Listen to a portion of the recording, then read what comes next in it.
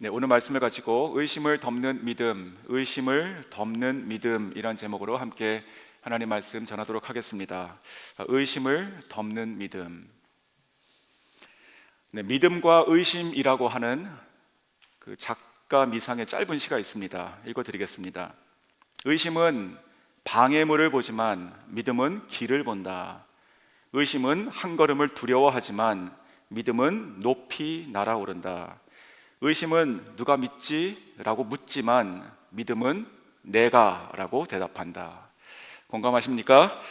자, 오늘 본문을 보면 우리 침례 요한이 의심했습니다. 침례 요한이 당신입니까? 이렇게 묻죠. 그리고 예수님께서 나다 라고 대답을 하시게 되는 것이죠. 즉 침례 요한은 의심했고 예수님은 그 의심을 믿음으로 덮어주셨습니다.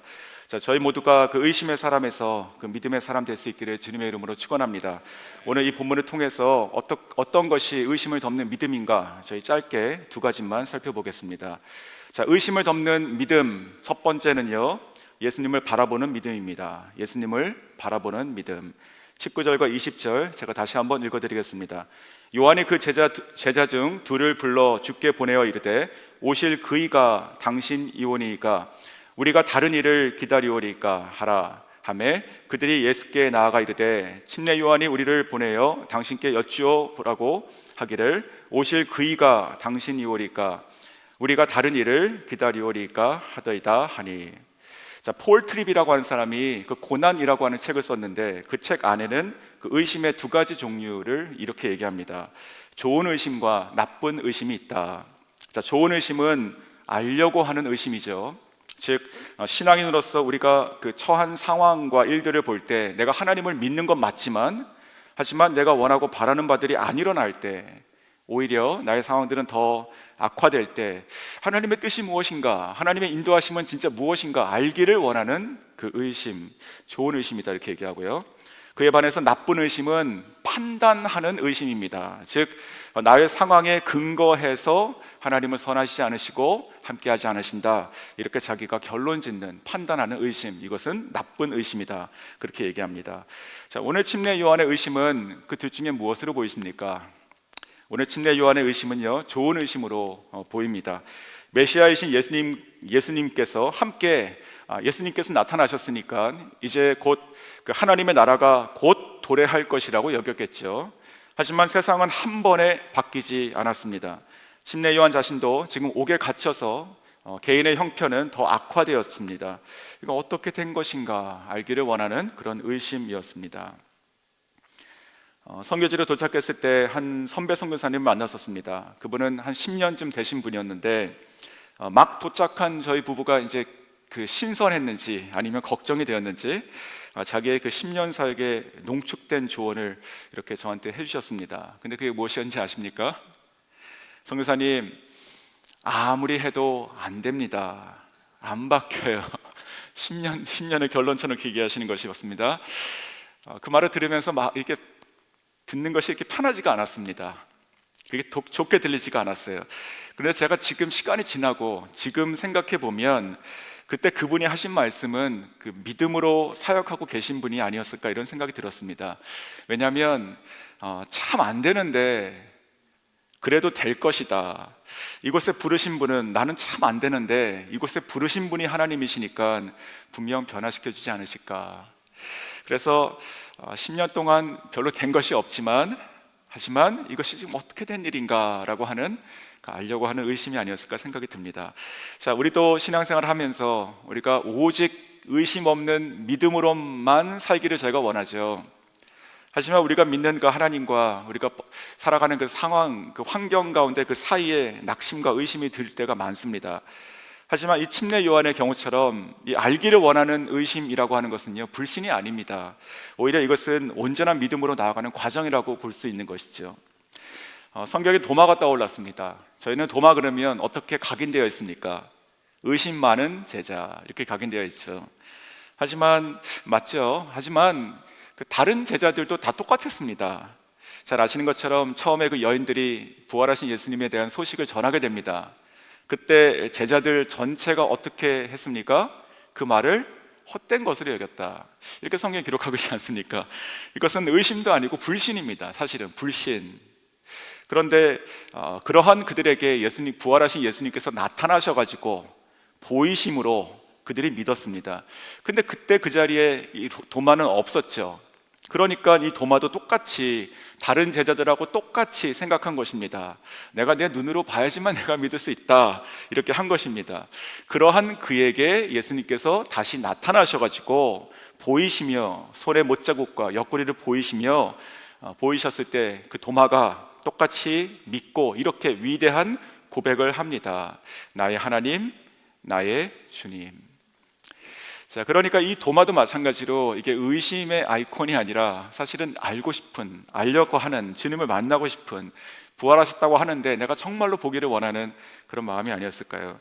자, 오늘 이 침례 요한의 질문 속에 사실 이 답이 있어 보입니다. 19절에 이렇게 말을 하죠. 요한이 그 제자 중 둘을 불러 주께 보내어 이르되 오실 그 이가 당신이오니까. 오실 그 이가, 영어 성경 보시면 대문자로 써 있죠. 오실 그 이라고 하는 것은 대문자로 써 있죠. 즉 메시아, 약속하신 메시아, 이 예수님을 얘기하는 것입니다.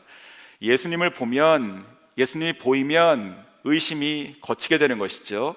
자, 조금 전에 나눴던 그 도마 이야기, 조금 뒤의 이야기를 좀 이어가 볼까요? 그는 부활하신 주님을 만났을 때, 그 예수님 만났을 때 모든 의심이 거치고 나의 주님, 나의 하나님, 그렇게 고백하는 것으로 성경이 끝났지만 그 이후에는 이제는 더 이상 의심의 사람이 아니라 확실한 단단한 믿음의 사람으로 살아갔습니다. 그 예수님께서 승천하신 이후에 다른 제자들은 주로 유럽이나 아니면 애굽 쪽으로 갔다, 이렇게 성경학자들이 얘기합니다. 다 가서 복음을 전하다가 순교하게 되죠. 요한 빼고요.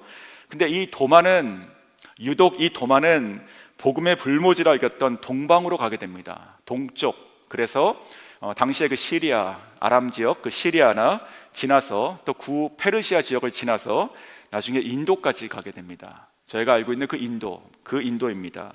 그래서 그 인도에서 사람들을 만나면서 그는 보여줄 수 없지만 자기가 확실하게 그리고 돌아가셨지만 부활하시고 살아계신 그 주님을 전하게 되는 것이죠. 그리고 그곳에서 순교했다고 전해집니다.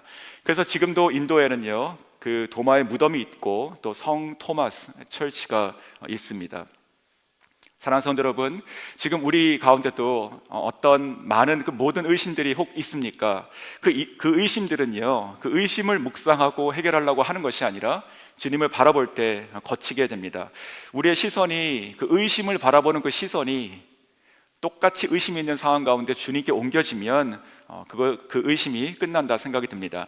내 눈이 주님께 고정이 되면 의심들은 내 주변의 시야로 다 빠지게 되는 것이죠. 자, 이러한 것을 잘 나타내는 것이 또한 그 마태복음 14장에 나오는 그 물 위를 걸었던 베드로의 사건이라 생각이 듭니다. 그는 풍랑 위를 걸어오시던 그 예수님을 향해서 모든 제자들이 뭐라고 얘기했습니까? 유령이다, 이렇게 얘기했죠. 그렇죠? 그때 베드로만 물 위를 걷게 되는데 예수님께서 나다, 이렇게 얘기하시니까 맞으시면, 주님이시면 나를 물 위로 걸으라 말씀하십시오. 주님이시면 물는 것이죠. 맞습니까? 의심이죠. 맞다라고 대답하는 것은 믿음으로 말미암아 유령처럼 보이는 그 주님을 보면서 물을 걷고 가게 됩니다. 그런데 그 시선이 주님께 있을 때는 그가 물 위를 걸었지만 곧 일어났던 자기 주변에 있었던 그 풍랑을 쳐다봤을 때는 빠지게 되는 것이죠. 마찬가지로 그 어떤 상황 속에서도 오직 주님만 바라볼 수 있는 저희가 되어야 되는 것입니다. 그 풍랑이 있느냐 없느냐, 의심의 상황이 있느냐 아니냐, 이런 것이 중요한 것이 아니라 지금 내가 예수님을 바라보고 살아가고 있느냐, 내가 지금 주님을 향해서 걸어가고 있느냐, 이것이 중요할 것입니다. 선교지에서 한 성도의 집을 방문했던 것이 생각이 났었는데 이 자매는 믿음이 참 좋은 자매였습니다. 그리고 새 아이의 어머니였습니다. 근데 그 집에 가보니까 그 성도의 그 어머니가 계셨습니다. 그 할머니이신 거죠. 그 어머니가 계셨는데 그 어머니는 잘 걷지를 못하셨습니다. 오랫동안, 수년 동안 이렇게 집에서 앉아서 지내시고 계신 분이었는데 제가 가서 보니까 그 자기 방 문을 딱 열면 딱 거기 앞에 브루스타를 놓고 라면 같은 걸 끓여 드시거나 아니면 그 딸이 해준 음식을 다시 데펴 먹거나 이렇게 지내시는 것 같았습니다. 그저 계속 방에만 지내시고 문을 열고 음식을 드시고 그리고 하루에 몇 번 화장실을 가는 것이 그분의 생활 전체였습니다. 굉장히 힘들어 하셨습니다. 걸어가실 때도 조금 걷다가 땅에 주저앉고 조금 쉬었다가 다시 일어났다가 일어나지 못하는 듯 땅을 기어가듯 그렇게 화장실을 가시는 것을 또 저도 봤습니다. 그때 그 모습을 보며 그 성도의 말이 제가 잊혀지지가 않습니다. 목사님, 우리 어머니는 언제까지 이렇게 지내셔야 됩니까? 제가 기도하는데 왜 걷지 못하십니까? 제가 그 모녀를 보며 그 말을 들으며 참 안타까웠습니다. 정말 내가 해줄 수 있는 것이 없구나. 할 수만 있으면 그냥 이렇게 일으켜드리고 싶다, 이런 마음이 들었죠. 하지만 그 자매에게, 그 성도에게 이렇게 얘기했습니다. 믿음을 잃지 말고 주님을 온전히 더욱더 신뢰하고 주님만 바라보고 나아가라. 그리고 더욱더 기도하라. 무엇보다 그 어머니에게, 어머니의 상황을 보지 말고 어머니에게 복음을 전하라. 어머니가 예수를 믿어야 된다. 어머니가 지금 앉아 계시지만 지금 주님을 바라볼 수 있도록 해야 된다. 그러면서 나오면서 그 방에서 화장실까지가 이렇게 돌아가서 한 10m 정도 됐었는데 집 밖에 있었습니다. 나와서 뒷간으로 가는 것이었는데 그 집이 나무집이었습니다. 그래서 나오면서 방 문부터 시작해서 화장실까지 어머니의 손높이에다가 손잡이를 만들어 드려라, 이렇게 얘기했습니다. 그렇게라도 좀 걸을 수 있도록 하는 게 좋겠다 생각이 들었었습니다. 한 1년쯤 지나서 그 자매가 그 어머니를 모시고 교회에 왔었습니다. 물론 온전하게 정상인처럼 걷지는 못하셨지만 앉아서 찬양하고 말씀 들을 때 그 모습이 참 귀하고 감사했었습니다. 사랑하는 성도 여러분, 지금 어떤 상황과 또 혹시 의심을 가지고 계신 것이 있으십니까? 하지만 제가 그것이 무엇인지 모르지만 저와 여러분이 지금 무엇을 해야 되는지는 아신다고 저는 믿습니다. 저희들은 주님을 바라보셔야 되는 것이죠. 의심을 바라보면 끝까지 의심이고 문제고 절망입니다. 그런데 그 위에 계신, 그 뒤에 계신 우리 주님을 바라보실 때 그 의심은 오늘 거친다 생각이 듭니다. 오늘 아침에 혹시 어떠한 많은 기도 제목이 있다 하더라도 그 기도 제목을 가지고 간절히 기도하시지만 그 기도 제목에 매여 살지 않으시기 원합니다. 그 앞에 계신 주님을 바라볼 수 있는 은혜와 자유함이 오늘 있기를 주의 이름으로 축원합니다. 자, 두 번째, 의심을 덮는 믿음이란 무엇인가? 의심을 덮는 믿음 두 번째는 내 생각을 말씀에 묶는 믿음이다. 내 생각을 말씀에 묶는 믿음이다. 자, 요한의 의심에 대해서 예수님께서 대답하시는 부분을 보겠습니다. 21절을 먼저 읽어드리면, 마침 그때에 예수께서 질병과 고통과 및 악귀 들린 자를 많이 고치시며 또 많은 맹인을 보게 하신지라. 자, 요한의 제자들이 예수님께 왔을 때 그들은요, 지금 예수님께서 많은 사람들을 고치시고 사역하시는 현장을 자기 눈으로 지금 보고 있는 것이죠. 자, 그때에 예수님께서 22절에 그들에게 말씀하십니다. 예수께서 대답하여 이르시되 너희가 가서 보고 들은 것을 요한에게 알리되 맹인이 보며 못 걷는 사람이 걸으며 나병 환자가 깨끗함을 받으며 귀먹은 사람이 들으며 죽은 자가 살아나며 가난한 자에게 복음이 전파된다 하라. 22절 한번 같이 읽으실까요? 같이 읽으십니다. 시작. 예수께서 대답하여 이르시되 너희가 가서 보고 들은 것을 요한에게 알리되 맹인이 보며 못 걷는 사람이 걸으며 나병 환자가 깨끗함을 받으며 귀먹은 사람이 들으며 죽은 자가 살아나며 가난한 자에게 복음이 전파된다 하라. 아멘. 자, 이 말씀, 이 예수님의 이 대답은요, 구약 성경에 나오는 메시아를 향한 예언의 말씀, 즉 이사야 35장, 42장, 61장에 나오는 말들입니다. 즉 예수님은요, 이 요한의 의심을 말씀으로 대답하시죠. 요한의 의심을 말씀으로 덮어버리시죠. 이 요한의 제자들로 하여금 그 의심과 그 모든 생각을 말씀에 묶으시는 것입니다. 그 대답을 말씀으로 하시는 것이에요. 자, 링컨 대통령도 생전에 이런 얘기를 했었습니다. 성경을 읽으면 믿을 수 있는 진리가 많으나 믿기 어려운 말씀도 있다. 그 자신도 신앙이 굉장히 좋은 대통령이었죠. 그 자신도 믿음과 그리고 의심이 공존했다는 뜻인데 그 다음에 이렇게 말을 이어갑니다. 믿을 수 있는 진리는 믿을 수 있으니까 그대로 행하고, 의심 나는 진리도 성경에 있으니까 그대로 믿고 행하라. 이렇게. 네. 내가 믿어지느냐 안 믿어지느냐, 내가 이것이 받아지느냐 아니냐 관계없이 하나님 말씀에 그냥 묶어버리는 그런 말이 아니었을까요? 그러니까 믿음으로 산다는 것은, 우리가 의심을 덮는 믿음으로 산다는 것은요, 하나님의 말씀을 붙잡고 사는 것입니다. 나의 생각을 붙잡고 살아간다고 생각해 보십시오. 그거 얼마나 위험합니까? 그렇지 않습니까? 바다에 떠 있는 그 단단한 나무 조각 붙잡고 살아간들 떠내나는 거 아니겠습니까? 믿음이라고 믿음으로 살아간다는 것은요, 그 나의 생각이 아니라 하나님 말씀을 붙잡고 나의 의심을 거기다 묶어버리고 살아가는 것이 믿음의 사람일 것이죠. 철로 역정 잘 아시죠? 그 철로 역정 보면 이 부분에 관해서 얘기하는 아주 명확한 그런 부분이 나옵니다. 이야기가 나옵니다. 그 천국으로 가는 그 순례자 이야기 있잖아요. 그 크리스찬이라고 하는 주인공이 크리스찬입니다. 이름이. 이 크리스찬은 그 의심의 성에 갇히게 됩니다. 그러니까 한 성에 갇히는데 그 성의 이름이 의심의 성이에요. 그리고 그 성을 지키는 그 성주는 그 이름이 절망이라는 성주입니다.